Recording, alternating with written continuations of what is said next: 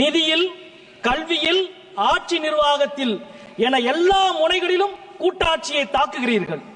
மாநிலங்களை பட்டினி போட்டு பணிய வைக்கிறீர்கள். பட்டினி போட்டு பணிய வைக்கிற உங்களது அதிகாரத்திற்கு எதிராக நிமிர்ந்து நிற்பவர்களை நாகரீகம் அற்றவர்கள் என்று நீங்கள் சொல்கிறீர்கள்.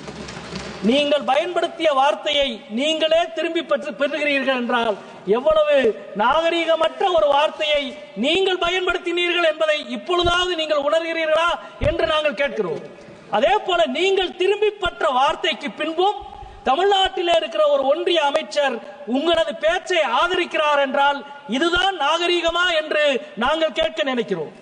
கல்வி அமைச்சகத்தின் கீழே வருகிற ஐஐடியினுடைய இயக்குனர் மாட்டு மூத்திரம் குடிக்க சொல்கிறார். அது நாகரீகமா என்று கேட்க உங்களால் முடியவில்லை.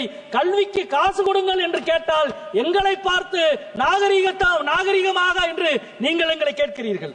அதே போல இந்தியர்களை கைவிலங்கிட்டு அனுப்பி வைத்தது அமெரிக்கா. அதன் மீது கோபம் வரவில்லை. அதற்கு எதிராக கார்ட்டூன் போட்ட ஆனந்த விகடன் மீது நீங்கள் நடவடிக்கை எடுக்கிறீர்கள். இது நாகரீகமா என்று உங்களை பார்த்து நாங்கள் கேட்கிறோம். 3 வருடமாக பற்றி எரிகிறது மணிப்பூர். ஒரு முறை கூட பிரதமர் போகவில்லை. ஒரு முறை கூட போகாத பிரதமர் இருக்கிற ஒரு அவைக்கு மணிப்பூரின் பட்ஜெட்டை தாக்கல் செய்கிறீர்களே, இது நாகரீகமா என்ற கேள்வியை உங்களிடம் நாங்கள் கேட்க விரும்புகிறோம். இதே அவையில் 543 உறுப்பினர்கள் இருக்கிறோம். ஆனால் 848 இருக்கையை இந்த அவையிலே நீங்கள் அமைத்திருக்கிறீர்கள். உங்களது மறைமுக சதி திட்டத்திற்காக தென் மாநிலங்களின் உரிமையை நசுக்க நினைக்கிற உங்களின் சதிக்கு எதிராக இன்றைக்கு தமிழ்நாடும், தமிழ்நாட்டின் முதலமைச்சரும், தமிழ்நாட்டின் அனைத்து கட்சிகளும் இன்றைக்கு ஓரணியில் நிற்கிறார்கள்.